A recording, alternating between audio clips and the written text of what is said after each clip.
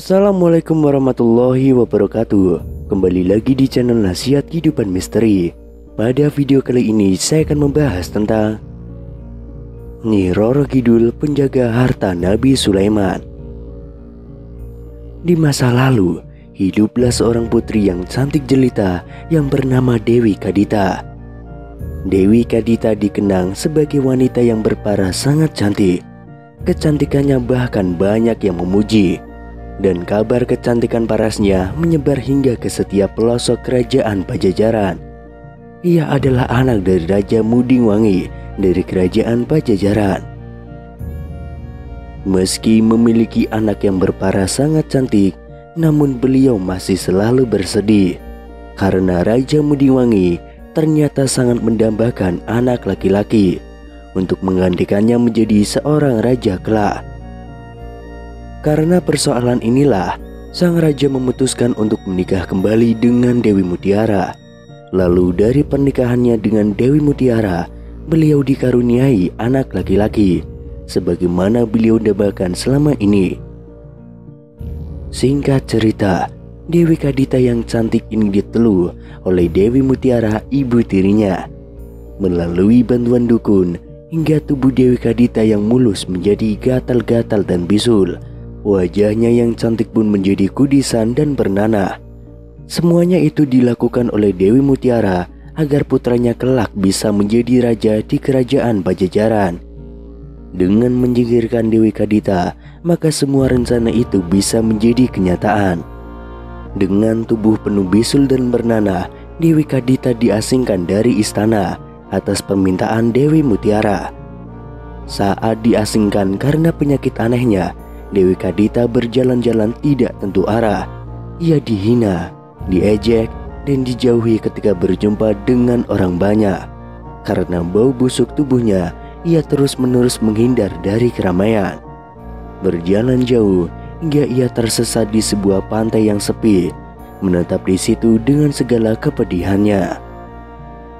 Di sana Dewi Kadita berniat untuk bunuh diri dengan cara menceburkan dirinya ke laut.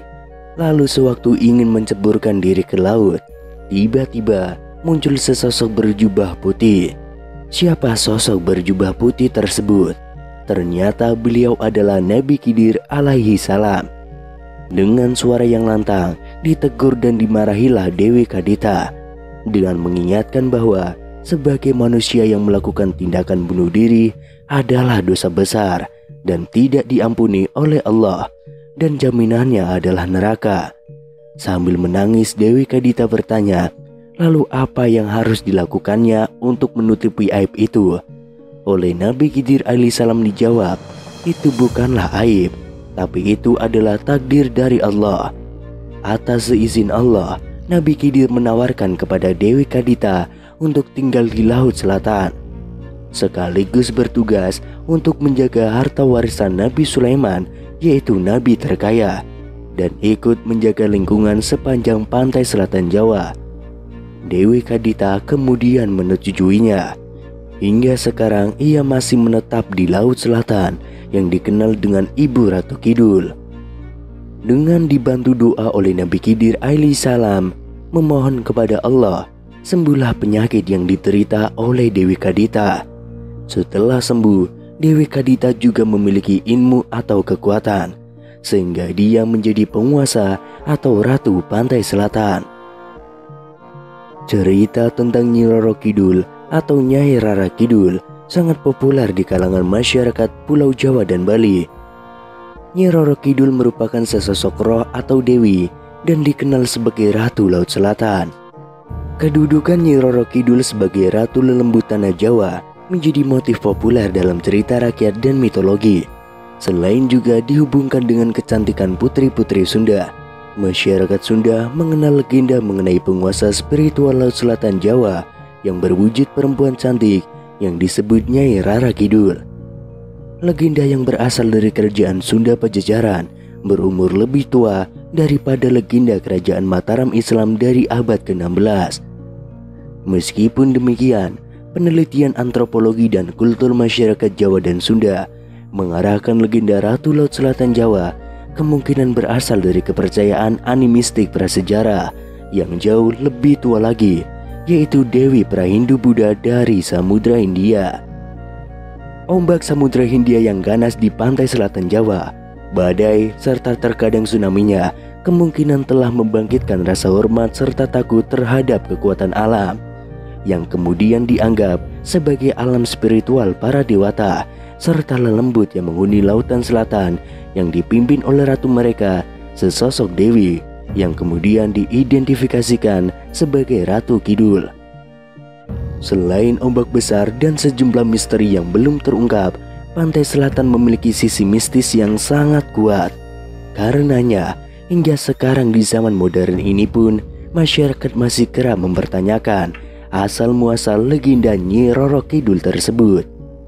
Meski banyak dijumpai hingga kini masyarakat yang melakukan ritual di pantai selatan Jawa. Dalam Kamus Besar Bahasa Indonesia, mitos sendiri adalah cerita suatu bangsa tentang dewa atau pahlawan zaman dahulu, mengandung penafsiran tentang asal-usul alam semesta, manusia, dan bangsa tersebut, mengandung arti yang mendalam yang diungkapkan dengan cara gaib. Sebuah artikel Lembaga Ilmu Pengetahuan Indonesia atau LIPI menyebutkan masyarakat sebetulnya mempunyai pengetahuan berbasis kearifan lokal dalam bentuk mitos dan dongeng untuk menyikapi terjadinya bencana. Mitos dan dongeng sebetulnya bentuk keingintahuan masyarakat pada masa lalu terhadap peristiwa alam. Bahkan penemuan fakta sains memang dapat berkembang dari mitos. Terkait mitos Nyi Roro Kidul, memang belum ada penjelasan ilmiah yang dapat mematahkan kisah tersebut. Namun sebuah penelitian mampu menjawab kejadian gelombang besar yang konon terjadi di Laut Selatan dan ada hubungannya dengan Nyi Roro Kidul. Dikisahkan, Panembahan Senopati yang merupakan pendiri kerajaan Mataram Islam pergi mencari bantuan ke penguasa selatan serta penguasa Gunung Merapi ketika kerajaannya akan diserang oleh kerajaan Pajang. Bantuan tersebut pun direstui, gunung api meletus dan mengalirkan lahar hingga menggagalkan rencana pasukan kerajaan Pajang. Panembahan Senopati juga mendapat dukungan dari Nyi Roro Kidul. Berdasarkan Babah Tanah Jawi, sebelum mendirikan kerajaan, Panembahan Senopati melakukan semedi. Semedi tersebut membuat hawa panas yang menyebabkan gelombang besar. Akhirnya Nyi Roro Kidul, sang penguasa pantai selatan, menemui Panembahan Senopati dan memintanya berhenti karena gelombang tersebut mengganggu rakyatnya. Nyi Roro Kidul berjanji kepada Panembahan Senopati untuk membantu mendirikan kerajaan Mataram Islam.